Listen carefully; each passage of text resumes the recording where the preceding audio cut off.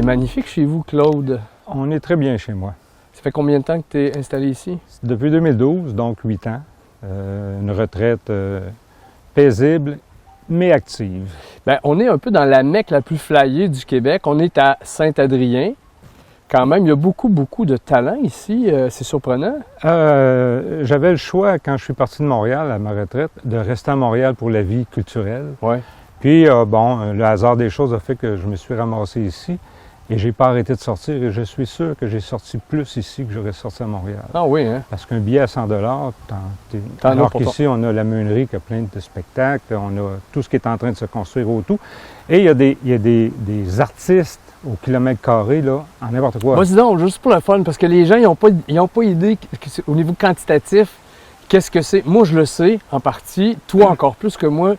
J'aimerais ça, fais-moi un topo rapide, là, Bien, vite fait, en partant, juste sur ma rue, j'ai 2 studios où ils font de la musique de film.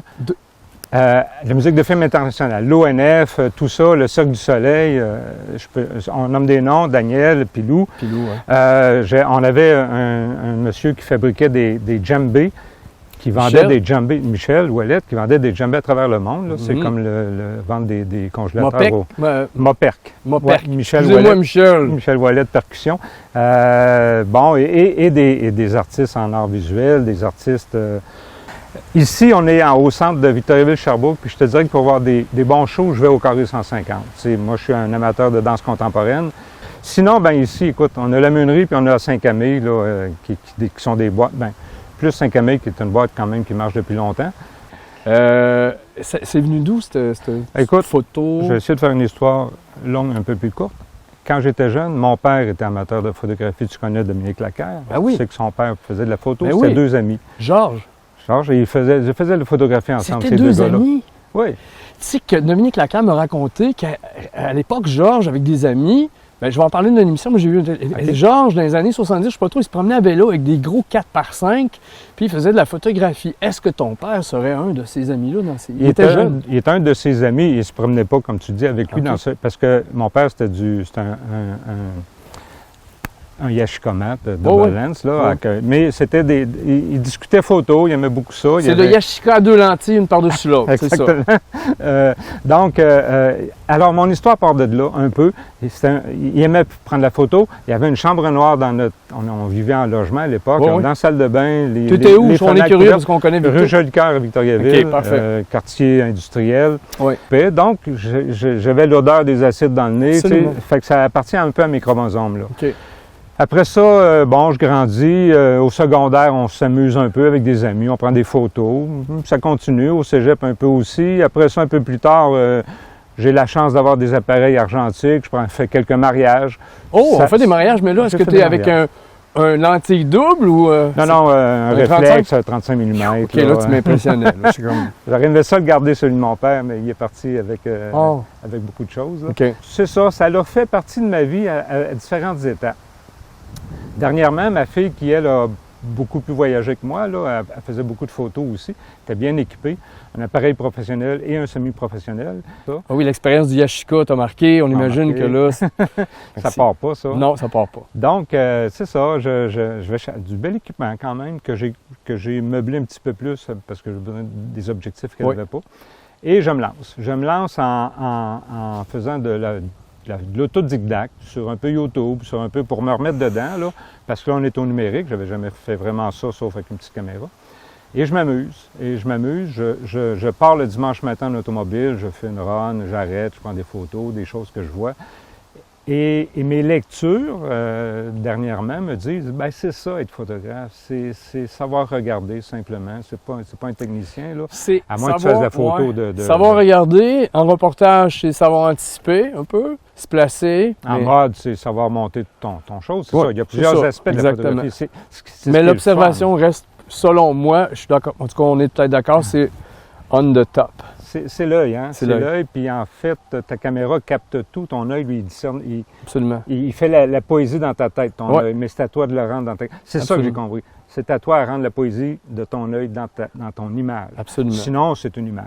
Est-ce que tu as l'impression maintenant que dans cette extension-là, parce que là, tu as été en apprentissage, est-ce qu'aujourd'hui, tu sens que les outils sont plus maîtrisés puis tu réussis à rendre Ça fait pas un an que j'ai la caméra. Oh, OK, on va être indulgent. Hein?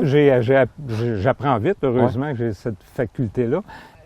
J'en ai encore à apprendre sur la technique de mon appareil.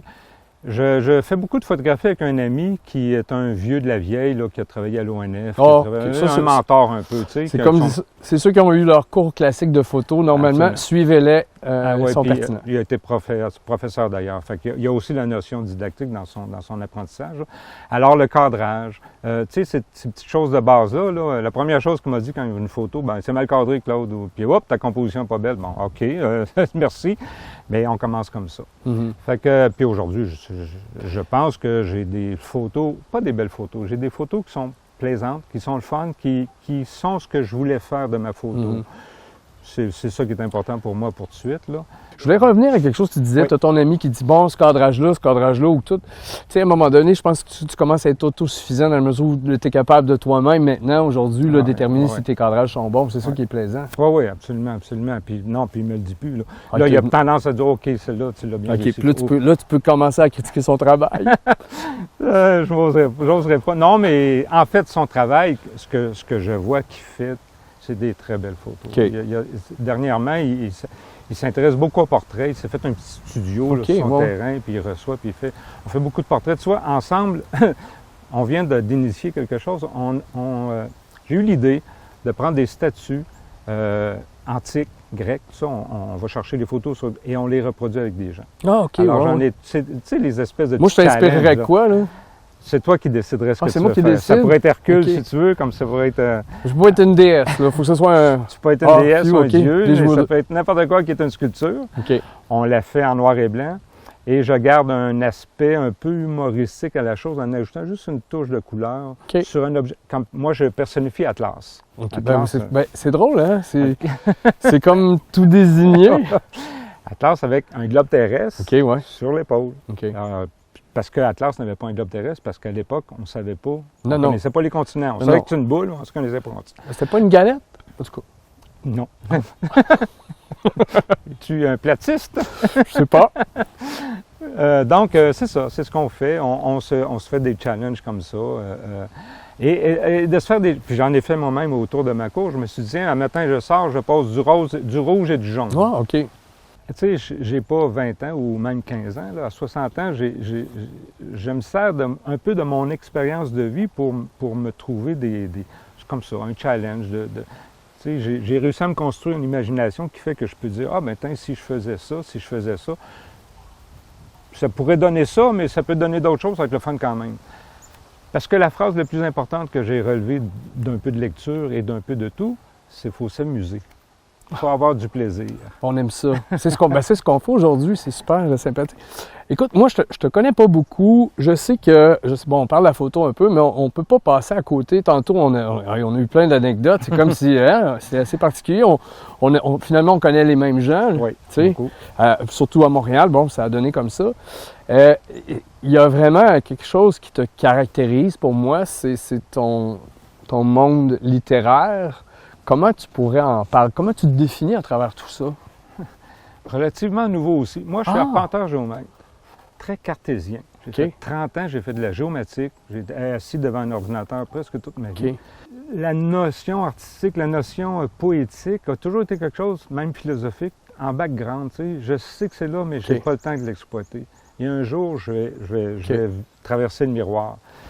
Je veux juste faire une parenthèse, c'est intéressant parce que tu dis que tu as été arpenteur géomètre. Donc, tu as passé ta vie à regarder dans un objectif qui est un théodolite, tu me corrigeras? Mais oui, je te corrige tout parce que, comme je viens de te dire, j'ai travaillé devant un ordinateur. Ah, excusez, mais... Ouais, j'ai fait de la géomatique. J'ai appris... Mais là, attends un peu, là. Y avait-tu des ordinateurs Fisher-Price, qui calculaient déjà les lignes de l'eau? Quand j'ai commencé, pas vraiment. Bon, OK, bon. Pas vraiment. Mais là, c'est pour ça que tu me dis, pour moi, arpenteur géomètre, OK. Quand j'ai commencé, les appareils étaient encore... Les théodolites. Les théodolites, c'est ça, c'est encore très traditionnel, mais les nouveaux à rentrer avec les carnets de notes électroniques, tout ça. Fait que j'ai influencé mon milieu de travail en disant, OK, il faut qu'on passe à ça, il faut qu'on passe à ça. Une fois que tu as des données électroniques, c'est facile. Évidemment, c'était des 3,86 à l'époque, puis ça a augmenté, mais on était capable de déjà numériser des choses. Après ça, la cartographie est Absolument. arrivée. Après ça, Tu peux la imprimer. géomatique est arrivée. C'est ça, les plotters. Puis tout. C'est ça. Wow. Fait que ça, dans ça, je me suis beaucoup OK, amusé. donc ça, c'est ton background. Absolument. OK. Mais on est encore dans l'image, si tu remarques. Oui, oui, c'est ça. La cartographie, c'est l'image. Quand Absolument. j'étais jeune, j'étais bon en géographie, mais nul en histoire. Donc, ça m'a toujours quand même suivi, là, si on garde cette ligne-là. C'est intéressant. Et à ma retraite, je dis, OK, je fais plus d'arpentage, je touche pas à ça. Et je deviens barman dans une librairie. Michel Vizina qui ouvre une petite librairie en pleine campagne, mais un bar-librairie. Comment j'ai appris ça, je me rappelle plus trop, mais je sais que je me ramasse à Saint-Camille devant son camion. Je jase avec lui, je dis, hey, on s'est déjà rencontrés avec, à Montréal dans un événement. Là, ah ouais, je me rappelle plus trop. On commence à parler, puis ça a dansé. Puis j'adore ton projet. Les livres, pour moi, c'est relativement nouveau. Je t'amène sur un autre milieu. À Montréal, je faisais partie d'un groupe qui s'appelait les Amis des Bibliothèques de Montréal. Ces gens-là ramassaient tous les livres des bibliothèques quand ils faisaient de l'élagage. Oh, oui. Et une fois par année, on les vendait à 1 $ le livre. Wow. Et on en vendait. C'est de là que j'ai eu beaucoup de livres parce que j'avais un beau choix puis je les payais pas cher. Et je savais que je voudrais lire éventuellement. Et je lis. Aujourd'hui, je lis beaucoup. Mais est-ce que la bibliothèque ici au 2e étage chez toi, est-ce que finalement, si tu vas élaguer aussi parce que tu as tout vu, tu as tout lu? Ah non, j'ai pas tout lu. J'en ai lu, j'ai 3000 quelques bouquins. Je continue d'en acheter. Pourquoi je continue d'en acheter? Parce que je veux mourir lorsque je vais avoir tout lu. Alors, en continuant d'en acheter, ça retarde ma date. Si vous voulez faire un cadeau à Claude, n'hésitez pas à aller à la librairie. Le dernier auteur québécois en vogue, québécois, il sera preneur. Oui, on insiste là-dessus. Auteur québécois, littérature québécoise, française. On est d'accord. Pas beaucoup de documentaires, surtout du roman, de la poésie. La poésie, c'est un peu nouveau, mais j'aime ça. Prochain projet? Oh, ben je vais continuer de lire mes livres. J'en ai déjà beaucoup. Photographie, beaucoup de photographies. Pour tout de suite, non, je vais me contenter de ça, mais la magie des événements, la magie du temps me le dira, c'est quoi mon prochain projet. Merci beaucoup. Ça fait plaisir.